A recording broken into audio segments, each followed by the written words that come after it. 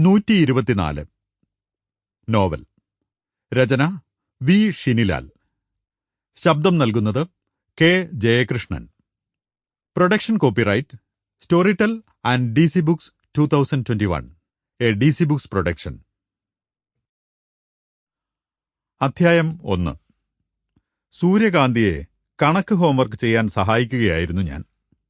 ചോദ്യത്തിൽ ഒരു പൂച്ചയും എലിയും ഉണ്ടായിരുന്നു. പൂച്ചയ്ക്ക് ചുവന്നതും നിർദ്ദയവുമായ കണ്ണുകളാണ്. എലിയുടെ കണ്ണുകളിൽ ദയനീയത വിങ്ങി നിന്നു. ചുറ്റുപാടും അക്കങ്ങൾ കൊണ്ട് കെട്ടിയ കോട്ടയുടെ നടുക്ക് 6 ചതുരങ്ങളിൽ 6 3 സംഖ്യകൾ സ്ഥാപിച്ചിരുന്നു.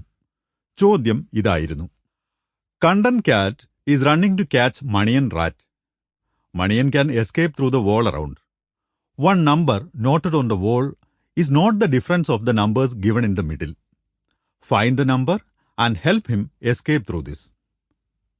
എന്നാൽ മണിയനെ രക്ഷിച്ചിട്ട് തന്നെ കാര്യം. സൂര്യകാന്തി സംഖ്യകൾ തമ്മിൽ കുറച്ച് അവ മതിലിലെ കള്ളികളിൽ ഉൾപ്പെട്ടിട്ടുണ്ടോ എന്ന് നോക്കി.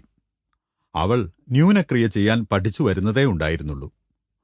മാർജിനിൽ 3 സംഖ്യകൾ താഴെ എഴുതി ഒന്നിൽ നിന്ന് ഒന്ന് കടമെടുത്ത് വിരലുകൾ മടക്കിയും നിവർത്തിയും സംഖ്യകളോട് കാര്യം പറഞ്ഞും ചങ്ങാത്തം കൂടിയും വലിയ അക്കങ്ങളെ വഴക്കു പറഞ്ഞും പതിയെയായിരുന്നു അവൾ ക്രിയ ചെയ്തത്.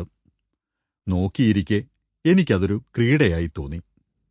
ഇര, വേട്ടക്കാരൻ, കെണി, പുറത്തിരുന്ന് കണക്കുകൂട്ടുന്ന രക്ഷക. വേഗം ചെയ്യുമോളെ, ഇത് കഴിഞ്ഞ് നമുക്ക് EVSും ഇംഗ്ലീഷും മലയാളവും ഹോംവർക്ക് ചെയ്യാനുള്ളതാ. നടുക്കുള്ള സംഖ്യകൾ തമ്മിൽ കുറച്ച ശേഷം സൂര്യകാന്തി പ്രതീക്ഷയോടെ ചൂരിലെ കളങ്ങളിൽ നോക്കും. അങ്ങനെ കിട്ടുന്ന ഉത്തരങ്ങളെല്ലാം കളത്തിൽ നേരത്തെ ഉൾപ്പെട്ടിരിക്കുന്നത് കാണുമ്പോൾ അവൾക്ക് ദേഷ്യവും സങ്കടവും വരും. ഇങ്ങനെയാണെങ്കിൽ ഞാൻ കുറച്ചു തീരുമ്പോഴേക്കും പൂച്ച എലിയെ പിടിച്ചു തിന്നിരിക്കും. അവൾ വേഗത കൂട്ടി. അപ്പോൾ സ്വാഭാവികമായും തെറ്റുവന്നു. ഒരു കാര്യം മനസ്സിലായച്ചാ, ഈ ചോദ്യമുണ്ടാക്കിയ ടീച്ചർ കണ്ടന്റെ ആളാണ്. ക്ഷമകെട്ട സൂര്യകാന്തി ദയനീയമായി എന്നെ നോക്കി. ഞാനത് കണ്ടില്ലെന്ന് നടിച്ചിരുന്നു. അച്ഛാ, ഒന്ന് ഹെൽപ്പ് ചെയ്യൂ. കണ്ടൻ ഇപ്പോൾ ഇങ്ങെത്തും.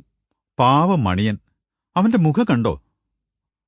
വളർച്ചയുടെ പ്യൂപ്പ സ്വയം പൊളിച്ച് കരുത്തോടെ അവൾ പുറത്തിറങ്ങട്ടെ എന്നു ചിന്തിച്ച് ഞാനത് നിസ്സംഗതയോടെ നോക്കിയിരുന്നു. ധൃതിയുണ്ടായിരുന്നു. അവളെക്കൊണ്ട് ഹോംവർക്ക് ചെയ്യിച്ചു കഴിഞ്ഞാൽ എനിക്ക് എഴുത്തുമുറിയിലേക്ക് പോകാം. 1 മാസമായി ഒരു തിരക്കഥ എഴുതുന്ന ജോലിയിൽ വ്യാപൃതനായിരുന്നു ഞാൻ. കൂടുതൽ സമയവും എഴുത്തിൽ മുഴുകിയ എനിക്ക് പലപ്പോഴും മകളുടെ കാര്യങ്ങളിൽ ശ്രദ്ധിക്കാനാവാതെ വന്നു. മനസ്സിൽ മറ്റൊരു ലോകവും ഒരു കൂട്ടം മനുഷ്യരെയും ചുമന്നുകൊണ്ട് നടന്നിരുന്നതിനാൽ പെട്ടെന്ന് ദേഷ്യപ്പെടുകയും അനാവശ്യമായ തിരക്ക് കാട്ടുകയും ചെയ്തു. യാദൃച്ഛികമായാണ് ഞാൻ സൂര്യകാന്തിയുടെ നോട്ട് പുസ്തകം ശ്രദ്ധിച്ചത്. അതിൽ അവൾ ഇങ്ങനെ എഴുതിയിരുന്നു: അച്ഛന് ഇപ്പോൾ ഞങ്ങളെ വേണ്ട. അച്ഛൻ ഇപ്പോൾ തിരക്കഥ എന്ന വീട്ടിലാണ് താമസിക്കുന്നത്. അത് വായിച്ചു കഴിഞ്ഞതും എനിക്ക് സഹിക്കാനാവാത്ത കുറ്റബോധമുണ്ടായി. എത്ര തിരക്കുണ്ടെങ്കിലും കുട്ടികളോടൊപ്പം സമയം ചിലവഴിക്കണം എന്ന് തീരുമാനിച്ചു. അന്നുമുതൽ ഹോംവർക്കുകൾ ചെയ്യാൻ ഞാൻ അവളെ സഹായിച്ചു തുടങ്ങി. ക്രമേണ അവളുടെ ശ്വാസമിടിപ്പ് വർദ്ധിച്ചു. കണ്ണുകൾ തീക്ഷ്ണമായി. നിനക്കാരുമില്ല, അവൾ എലിയോട് പറഞ്ഞു.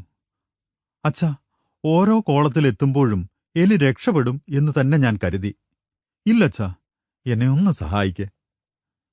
ഞാൻ അവളെ സഹായിച്ചില്ല. പകരം ഒരു കഥ പറഞ്ഞുകൊടുത്തു. കസാൻഡസാക്കിസിന്റെ സോർബ എന്ന നോവലിലാണ് ഞാനത് വായിച്ചത്. ഇതായിരുന്നു ആ കഥ. ഒരിക്കൽ ഒരാൾ പൂന്തോട്ടത്തിൽ നിൽക്കുകയായിരുന്നു.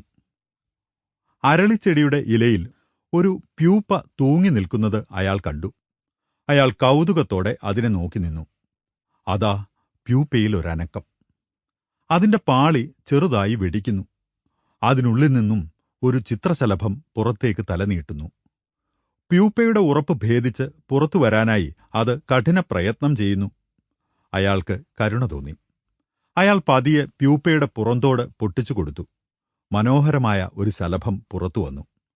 ഉടനെ അത് ചിറകുകൾ വീശി പറന്നുയരാൻ ശ്രമിച്ചു. അതിന്റെ ചിറകുകൾ ദുർബലമായിരുന്നു. താമസിയാതെ അത് ചത്തു. Sample complete. Ready to continue?